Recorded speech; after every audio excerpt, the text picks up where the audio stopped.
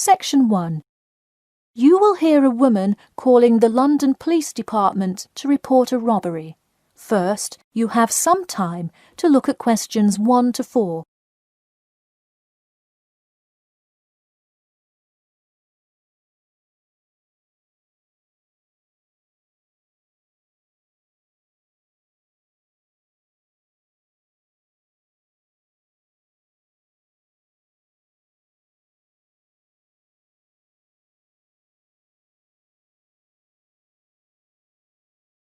You will see that there is an example which has been done for you.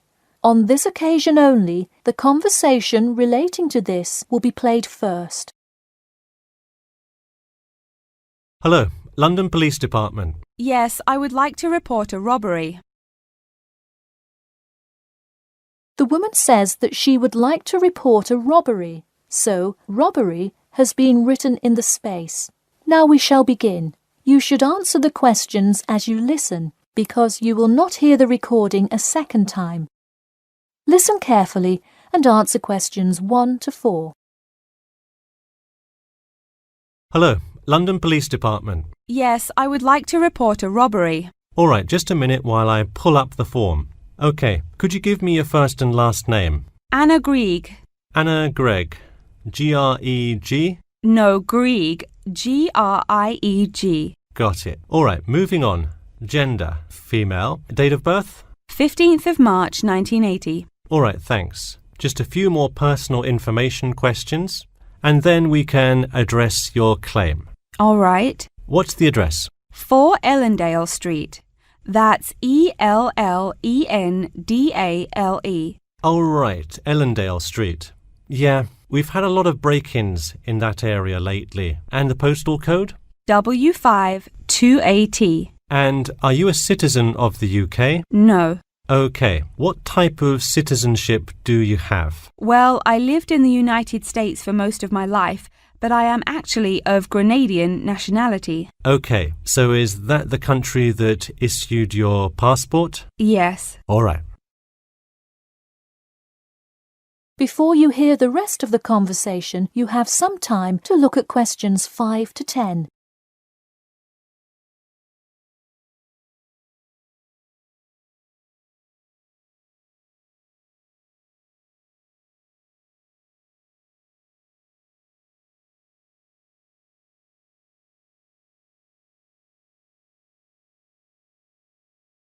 Now listen and answer questions 5 to 10. And what is the crime you're reporting? I already said a robbery. Oh, right. Sorry, this is about the 100th robbery report I've filled out today. Have you had any prior break-ins? In the building or just my flat? The unit below mine got broken into last year. No, just your flat. Oh, then no, not here. All right, let's see here. Can you think of anything that was out of the ordinary around your building, or anyone who may have had reason to do this? No, it seemed like just a normal evening. I didn't see anyone suspicious and can't think of anyone that would target me specifically. How long has this been your place of residence? Let me think. I moved in on February 1st and it's October, so it's been about 8 months already. Wow, time flies. And that is just for Ellendale, yeah? Yes, I have lived in the UK for just over 1 year. I see. Can you give me the first and last names of all members of the household? Actually, I live alone. OK, so no other occupants. And can you give me a brief account of what happened? I left to go to a dinner party at 6 p.m. and when I returned at 11, I found the place ransacked and a lot of my things gone. Any sign of forced entry? Yes, the back door was wide open and it looked like someone used a crowbar to force it open. I see. And just to be clear, was the door locked when you left? Of course. Hey, you would be surprised how many reports we get where people have failed to lock their doors. Now, I need you to list any missing items valued above £200. So far, I'm missing my computer, my purse with my wallet in it, and the TV. OK, let's start with the computer. What is the estimated value? £500. And what is the serial number? G416870. Thank you. And a visual description? It is a black 13-inch PEMDAS cloud book. There is an Oxford sticker on the lid. Okay, and could you give me a description of the purse? Sure, it's a Claude Frida shoulder bag and the material is silver-coloured cloth. Price? £300. Okay, that concludes my report. I'll submit it and we'll let you know of any developments. That is the end of section 1. You now have half a minute to check your answers.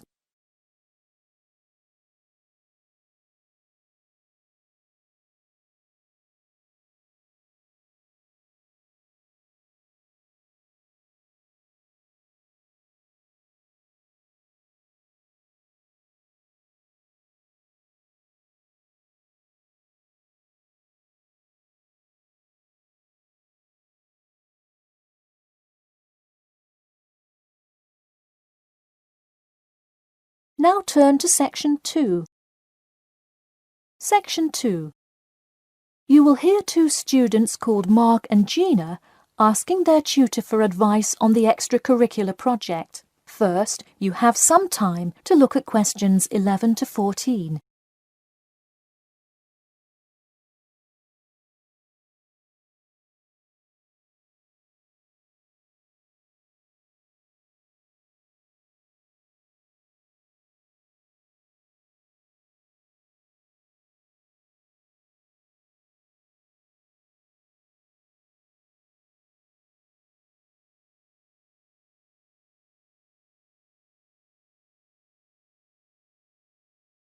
Now listen carefully and answer questions 11 to 14.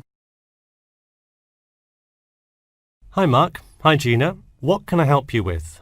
So we were hoping you could help us with this extracurricular project. Sure. What is the topic? Attending business school. This sounds like a great idea. So you're going to explain the requirements for getting into business school? Not exactly. It will be more broadly about the experience, the academics, accommodation, and social experience that comes with being part of the business school. I see. So would your audience be the general public?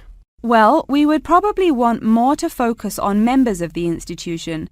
We would especially like to reach individual applicants to the business school. I see. Now, what form will this information be? You could give a talk to all the summer courses. All you'd need is permission from the course director. Or you could pass out information outside the student union.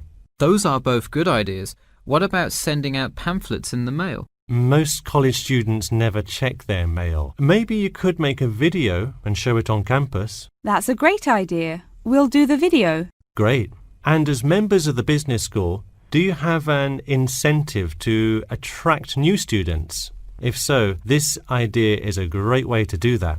No, the idea actually came about because of how much students like us worry about their studies. Yeah, when I got into business school, there were a lot of things I had not prepared for, so the video would cover a lot of things Mark and I wish we had known upon entering business school. Right.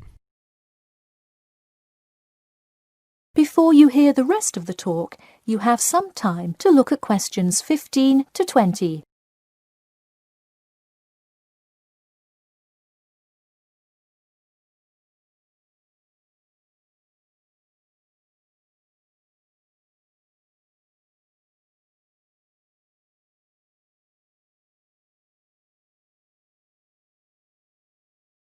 Now listen and answer questions 15 to 20.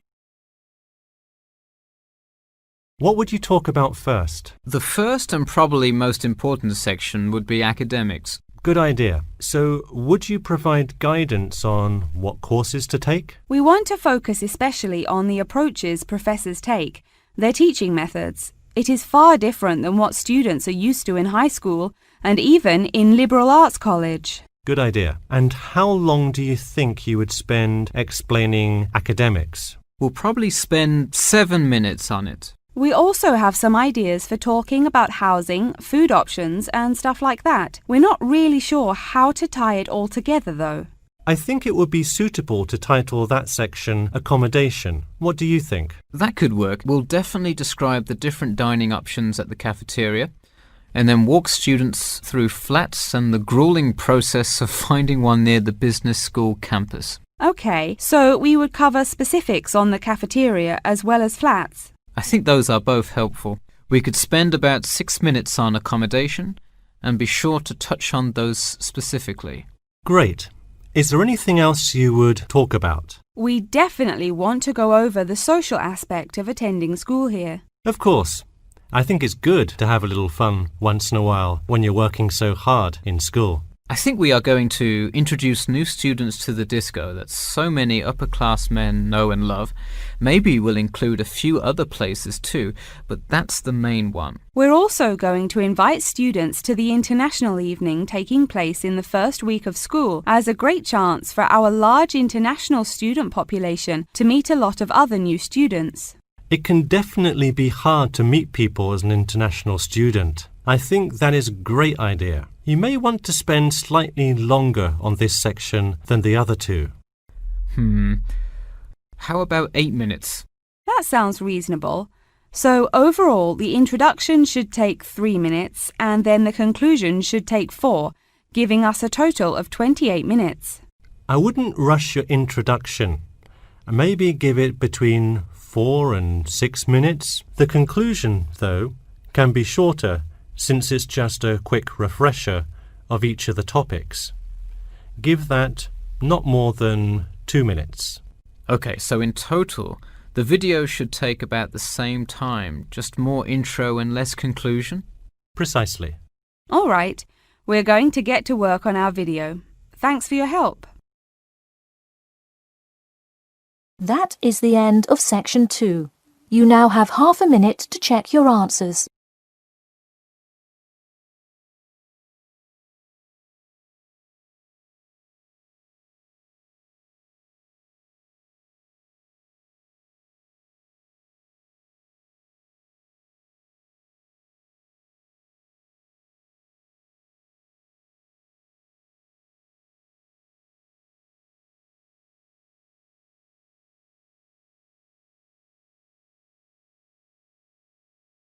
Now turn to section 3. Section 3. You will hear a student called John talking to his classmate Danny about the details of his research project. First, you have some time to look at questions 21 to 26.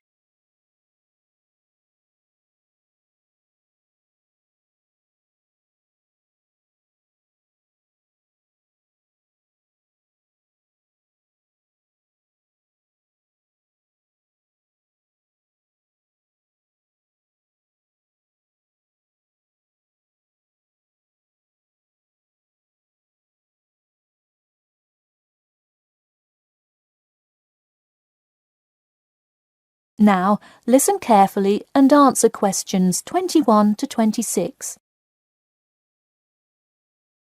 So, tell me about your research project, John.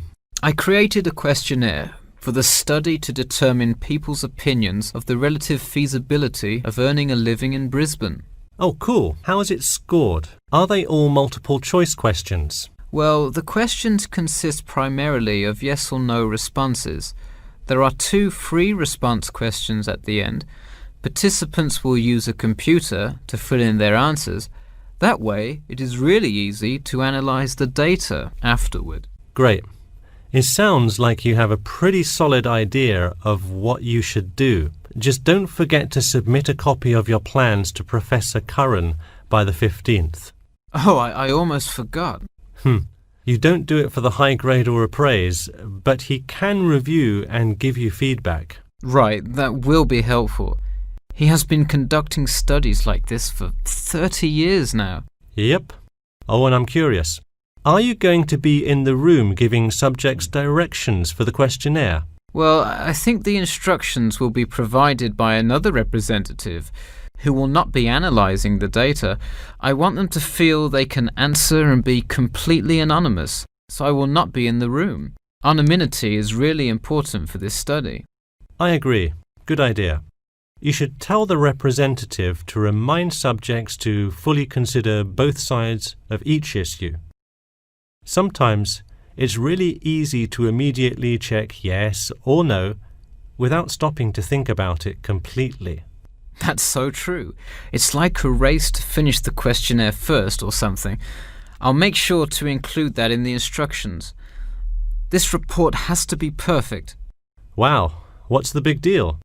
I know it's part of your grades and all. Well, it's that, but also a well-executed study could grab the attention of faculty in the department, which would be a huge deal. So, for attention? No, silly. I mean, I could really gain the respect of professors who may later take me on as a graduate student in their labs. Oh, I see.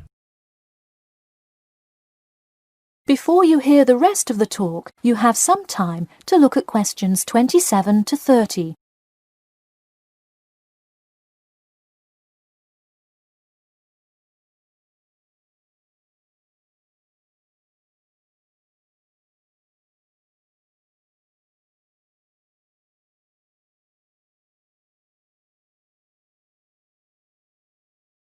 Now, listen carefully and answer questions 27 to 30. Let me take a look at the survey. Wow, this looks great. The map of the median income by region is a great tool. Where did you find it? Well, thanks. I read a lot of sources and just noticed this one in a small psychology journal called Modern Psychology. It's more helpful than the photo I added, but I think the photo is just so interesting. It was in the newspaper last year during that huge wage strike. It's great. Probably not necessary, but it looks great. I don't understand. What is WKRX's involvement here? Oh, the radio station agreed to sponsor the study if I play their station in the room. Wow, interesting. So you don't have to pay for any of this? Exactly. Nice. Where did you get that idea? Last month, at the Psychology Club Council meeting, someone talked about how easy it is to get sponsorship from local businesses, so I listened to their advice and called around. I'll have to remember that. Well, this all looks great. Good luck. That is the end of section 3. You now have half a minute to check your answers.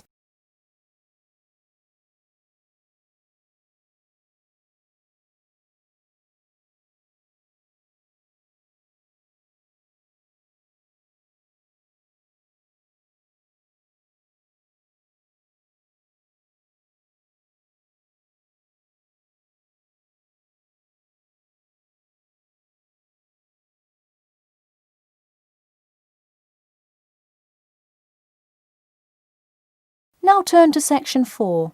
Section 4. You will hear the beginning of a lecture about the Pleasanton Town Market. First, you have some time to look at questions 31 to 40.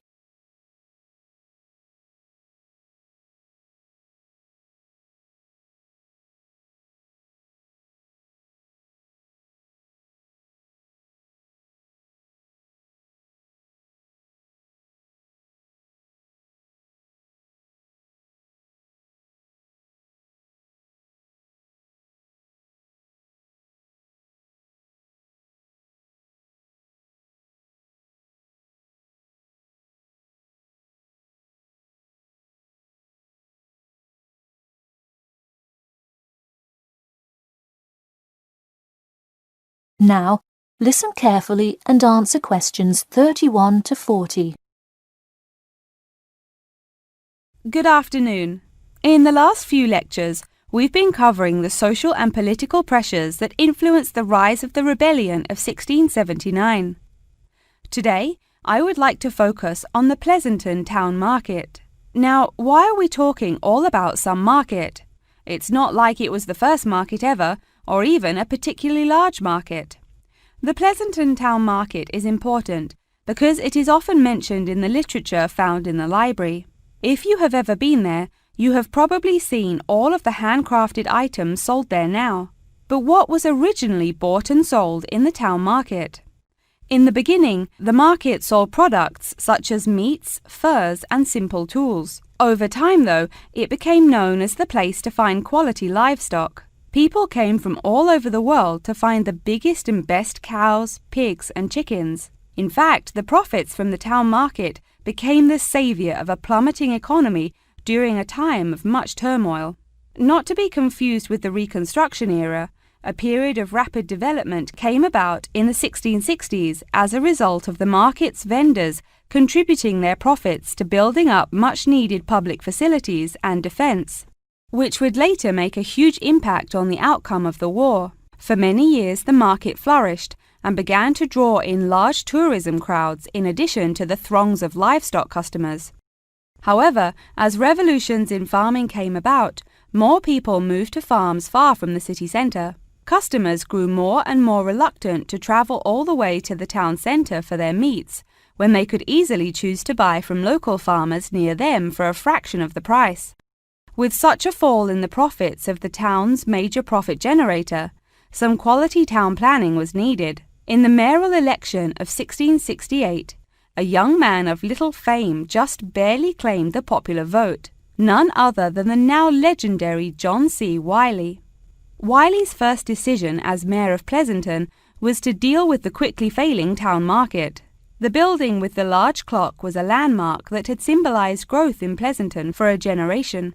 Wiley decided to use the notoriety of the town market to set an example. During the historical Rotterdam Rebellion, Wiley gave all those involved lifetime prison sentences in the very same building.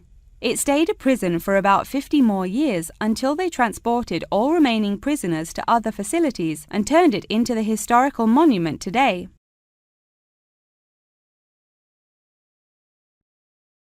Now that you know the basics of the history of the Pleasanton Town Market, I will introduce your next group project. I want you to make a short film based on the real historical events that occurred in Pleasanton before and during the uprising. I will give you some class time to look through the library's reference section, but you will be responsible for conducting further research outside of class. I suggest starting by looking for information on the market itself. You'll find plenty of information. In fact, some students complain that there is actually too much information on it. On your own time, you could find family members of old war veterans to conduct interviews. Sometimes they provide wonderful insight that you wouldn't find in proper history books. But be careful, an interview that is riddled with bias is useless. I myself have some very old photographs here that you are welcome to take a look at for some inspiration. I'm lucky enough to own this one of Jim Wiley himself. Very interesting to see, but does not provide enough information to add much to your film. Feel free to take this film into whatever direction you choose. You could even do a crime thriller based on real outlaws. All you would have to do is look through the newspaper archives in the crime section during that time period. Try to get as much detail as you can, but you may end up having to draw your own conclusions. Okay, that's enough from me, so let's go on to... That is the end of section 4. You now have half a minute to check your answers.